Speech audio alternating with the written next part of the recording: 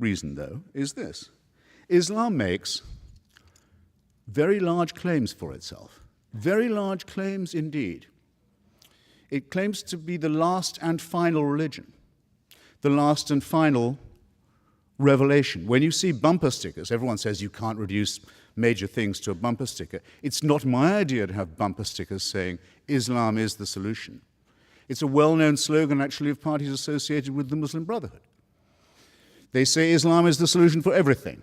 It takes care of all your life and the one to come.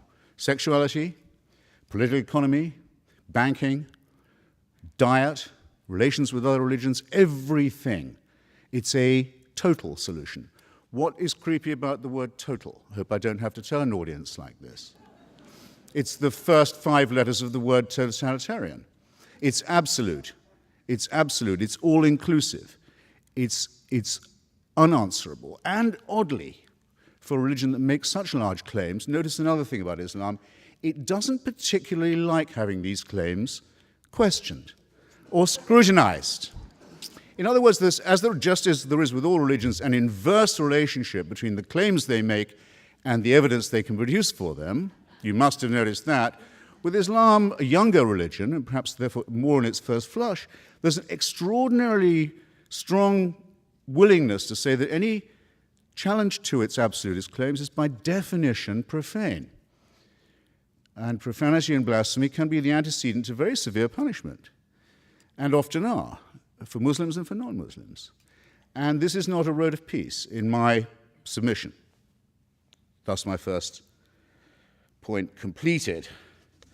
The claim to govern everything from hygiene to sex and the afterlife, which contains detailed prescriptions for the good and bad versions of itself, again strikes me as somewhat totalitarian, and they're both based upon 2 very, very questionable and not very peaceful concepts. One is the idea of a perfect human being, the Prophet Muhammad, and the other is the idea of a perfect book, the Quran, the recitation.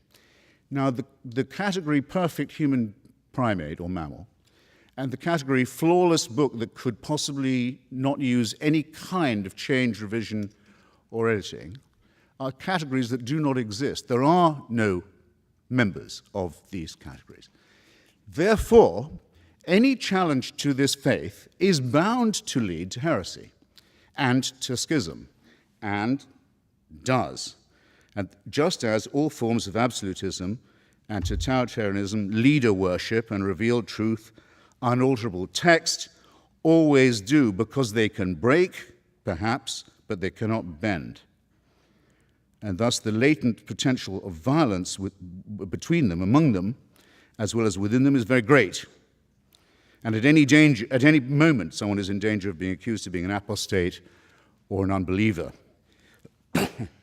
This week, the Coptic Pope of Egypt, Pope Shenouda, who represents 10 million Egyptians, was hustled onto Egyptian TV. He's not asked on all that often. I don't think he was even asked on this time. I think he was told he'd better come on. Why is the leader of Egypt's huge Christian minority suddenly compelled to make a TV appearance? Because one of his bishops had said in an interview that he thought that some of the verses of the Quran showed signs of having been added later on and to have been later accretion.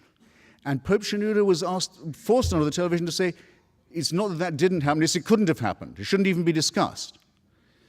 So that it has to be claimed even by non-Muslim subjects of a Muslim state that there is, after all, because no Christian claims this about the Bible anymore, no Jew claims it about the Pentateuch, after all, yes, there is just one book that's completely word and letter perfect from the first time it was not even written down, but recited. Now, demands that you believe the impossible do not lead to peaceful outcomes. Nor do they lead to peaceful or tolerant regimes. And I'm not going to ask you which Muslim country you would like to live in. I don't know whether Professor Ramana will tell us which one he would pick if he had to, because I don't have to ask you a question like that, because it's already in your mind.